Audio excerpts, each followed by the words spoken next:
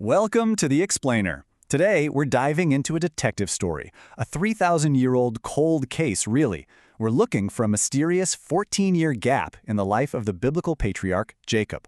And our lead detective on this case, well, he's one of history's greatest textual sleuths.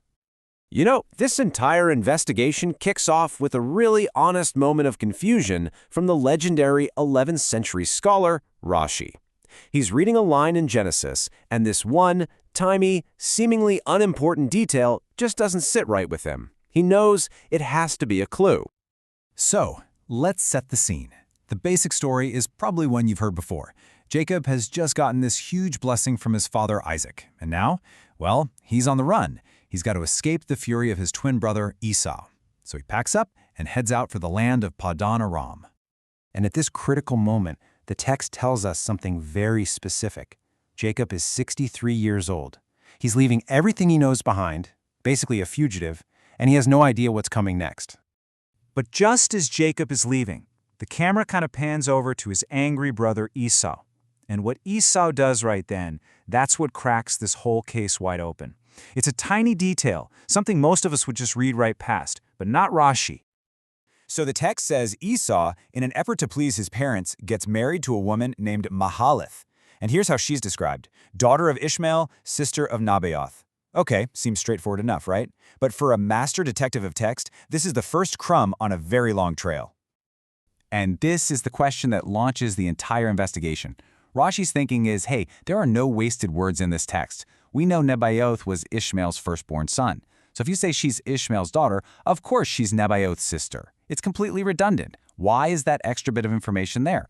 Rashi realizes this phrase must be hiding something important. So to figure this out, Rashid does what any good detective would do. He starts building a timeline. He meticulously goes through the text, gathering every single piece of chronological evidence he can find to map out Jacob's life from the second he leaves home. All right, let's get into it. Rashi starts laying out the evidence, one piece at a time. First, we're told that Jacob worked for his uncle Laban for 14 years to marry his two daughters.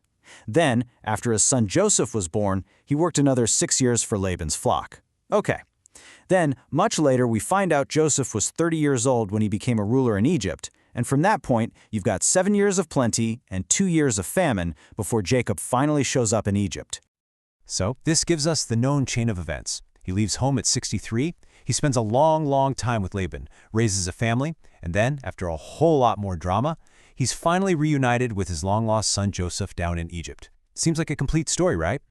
Well, this is where it gets really interesting. Because when you actually sit down and do the math, when you add up all those known chunks of time, a major problem shows up in the official record. Let's run the numbers together nice and slow, just like Rashi must have.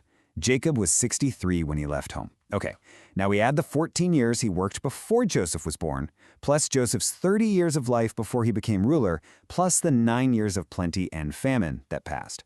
So that's 63 plus 14 plus 30 plus 9, which adds up to 116. But, and this is a big but, when Jacob stands right in front of Pharaoh, the text says, plain as day, that he is 130 years old. So you see the problem? There's a discrepancy.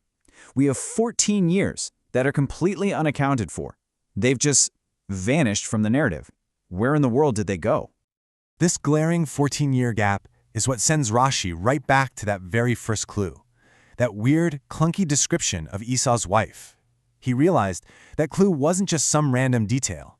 It was the key that was meant to unlock the whole puzzle. And here's Rashi's brilliant deduction. When Jacob fled from Esau at age 63, he didn't go straight to his uncle Laban's house. No, first he went into hiding for 14 years, and he spent that time completely immersed in studying the sacred texts at the academy of his great-grandfather Eber. And just like that, the timeline adds up perfectly. The missing years are found. But look, this isn't just about fixing a math problem in an ancient book. The discovery of these 14 years reveals something so much deeper, a profound moral lesson that's woven right into the fabric of the story. It's about a kind of cosmic justice. This principle is known as measure for measure, and the basic idea is that in this worldview, there's a kind of cosmic balance. The consequences that you face in your life are often a direct reflection, a mirror image of your own actions. Think of it as a kind of spiritual karma. What goes around comes around. Now check out how this plays out. It is stunning. Jacob spent a total of 22 years away from his own father Isaac. That's the 20 years at Laban's and 2 years traveling, a time when he couldn't honor him. So what's the measure for measure consequence? Jacob himself suffers through a painful separation from his most beloved son Joseph for, you guessed it, exactly 22 years.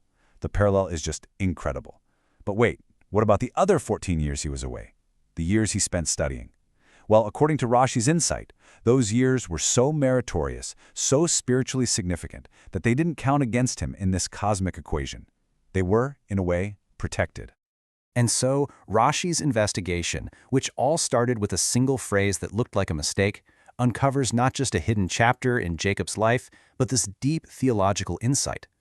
It's just a powerful reminder that sometimes the biggest truths aren't in the headlines of the story, they're tucked away in the footnotes. The answers to the biggest questions can be hiding in plain sight, in those tiny details we're so tempted to just skip over.